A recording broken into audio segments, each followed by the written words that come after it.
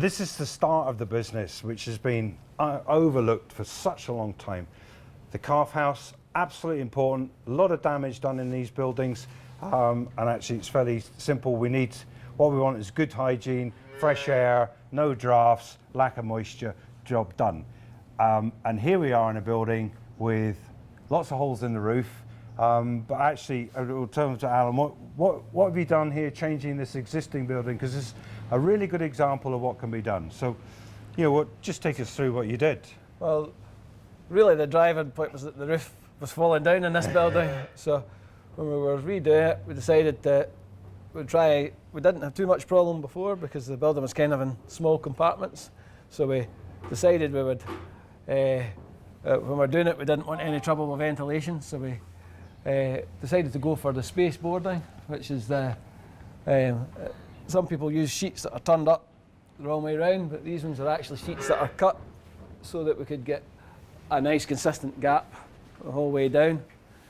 So that's the slotted roof. The slotted roof. Yeah. Okay. So that's space boarding in the sidewall. But yeah, what Alan's talking about is the slotted roof. Which is very brave, actually, to do that. But again, is a design, shouldn't be a guess. Like a slotted roof, so even in an area like this, so what's the rainfall in this area? We're looking at high, 60 inches, something like that, but high rainfall area, a building with holes in the roof. And what's very important to me here is that these low roofs and lean-tos are usually the buildings that ventilate the least well, because the lower the slope, the less well it ventilates. But Alan's had the guts here to produce a roof with holes all over it, which means it doesn't accumulate dirty air. It's got an outlet in the roof, which is absolutely vital. No outlet in the roof, guaranteed problems underneath, guaranteed to lose health and welfare. But to done it, so I mean, how often do you come in here? And I'm looking at the floor here. We've just had a really stormy night. How often is it wet in here? 10 days a year? I would say it's never wet, but you come in, if it's poured with rain all night long, and you can see the floor's damp. You've never got a puddle in the floor or anything like that. You've sometimes got a dampness in the floor, but only rarely. Yeah. I think it's a very important part to understand about ventilation. The main sort of driver of ventilation, the main outcome from good ventilation is removal of moisture. And the irony here is that if you have a hole in the roof, of course after torrential rain there will be more moisture on the floor, but the flip side of that is because the building ventilates well, the moisture doesn't lie on the floor very long.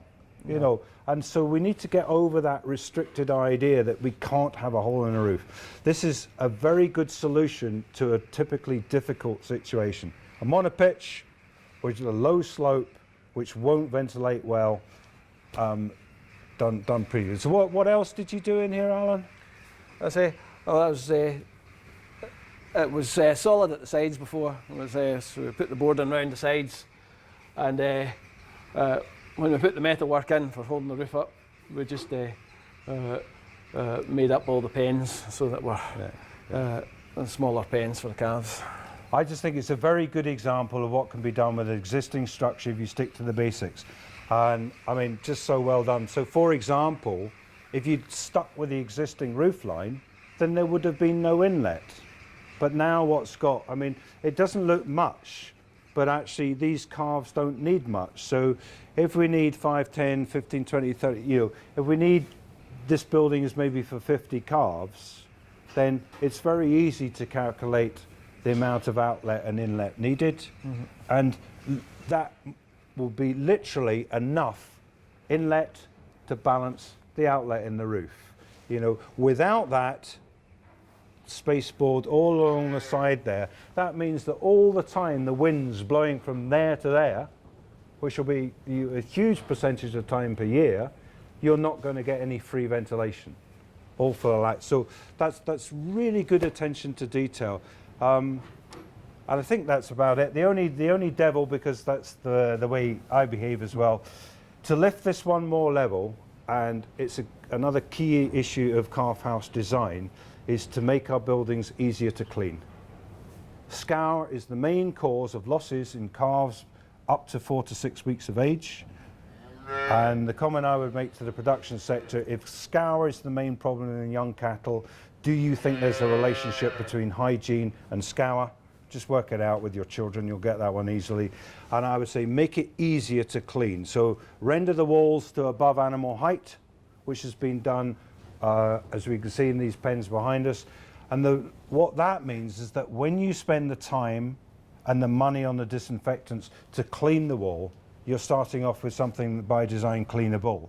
Whereas, the old stone and rendered wall, biologically, that's virtually impossible to clean. It's not a big hit to do, it's not very expensive, but it makes the expenditure of time and money more worthwhile.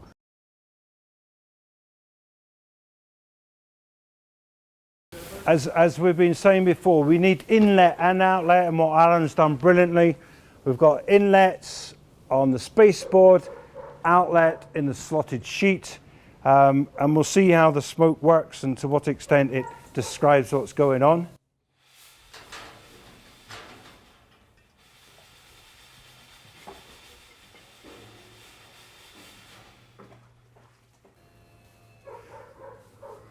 And just look at the proportion of the air that's going out through those slots in the roof. The rest of it that doesn't get out is slowly making its way up the roof. And at the top of the slope, although it's a low slope, it's getting out from the spaceboard at the far end. I think a really good example in a wet part of Scotland, how a slotted roof, even for calves, is working well.